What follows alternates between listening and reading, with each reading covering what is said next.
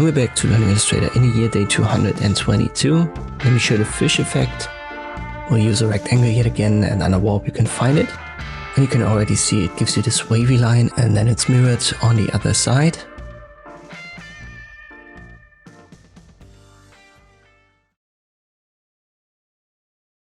Let me confirm, and I create another rectangle, and I want to use right here the flag effect. Arm is clicked. Let me select it here. And for the bend I have to go in the opposite direction, and now you can see the wave. So it creates the same wave, but for the flag it's on top and bottom the same, while it's mirrored for the fish. Let's go back. Using the appearance menu, I click on the FX, and here we can adjust the fish once more. Bend is as always the intensity. Vertical flips it from left to right to top to bottom.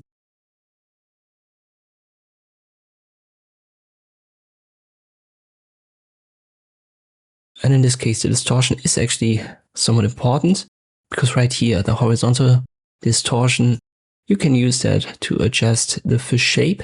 Vertical, I would still stay away from, but the specific effect, I keep it to 0. But horizontal, let me go to like, I don't know, 30 to 40%. And then we have this typical fish design.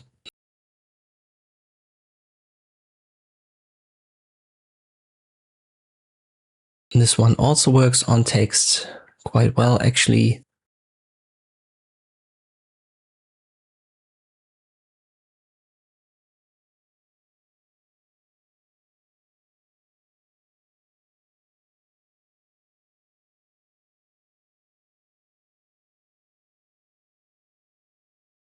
And once more, I would recommend using the horizontal distortion here as well. But make sure to use horizontal. Vertical is somewhat unusable, and this I can use the fish effect in Illustrator. I hope this video was helpful. Thank you for watching, and I'll see you next time.